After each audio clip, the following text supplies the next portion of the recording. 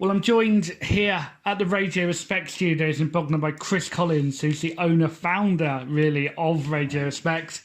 And Radio Respect is the new sponsors of Rox Radio. Absolute pleasure to have you on board, Chris. Thank you very much, Lee. Absolutely amazing. We're privileged to be involved with the Rox. Right here in the centre of town, really, opposite the history of the Bognor Museum and the future that is Radio Respect. So, Chris, what can you tell me about Radio Respect? Wow, Radio Respect started in 2013 in the back of my shed, believe it or not. At the time, I worked for a mental health organisation, a big, major, real big mental health organisation that are based in Bognor Regis.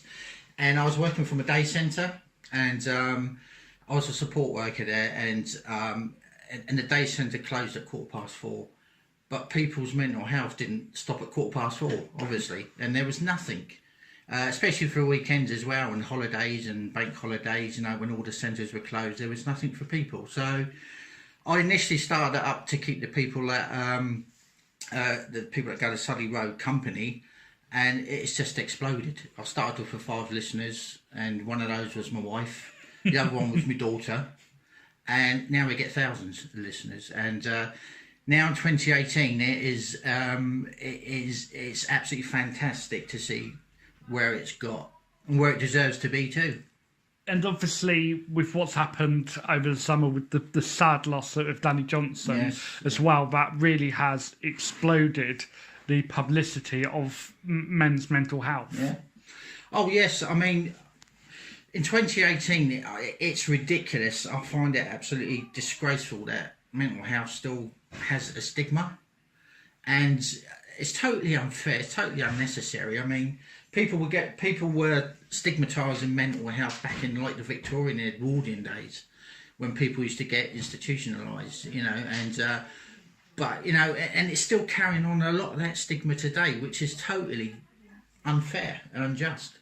So yeah, there's lots of people out there suffering with mental health. 1 in 4 people suffer with mental health, and Radio Respect is now starting to become a recognised mental health service, which is absolutely fantastic. We're getting people through the door now wanting help and support, and you know, and we're there for people.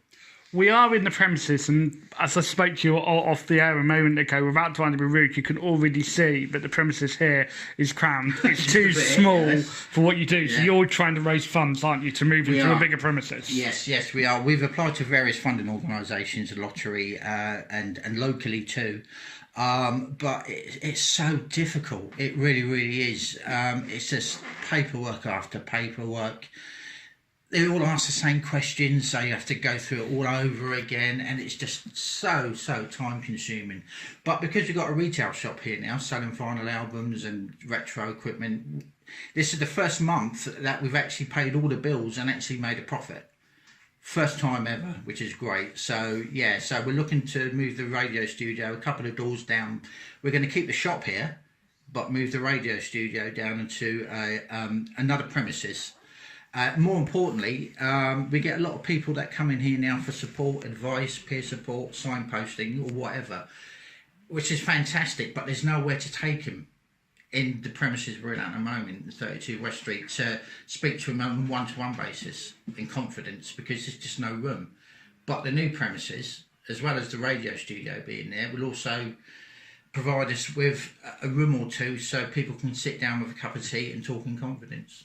And for those who want to know a little bit more about Radio Respect, you have got a website. I've been doing my research. We do. Can you tell us the Twitter handles and also, more importantly, the website, how people can listen? Yeah, certainly. It's radiorespect.org.uk. That is our website, and people can actually go on the front page. When people log on the top right-hand corner, they'll see a little player icon. All they have to do is press play, and that's it, basically. But we are going to be in the near future applying for a FM community broadcast license from Ofcom, which will enable us to broadcast on FM, which would be great, because you know, we'll be able to reach a lot more people. Well, Chris, absolute pleasure to speak to you, and it's a pleasure at Rox Radio to team up with you. Thank you very much. Thank you.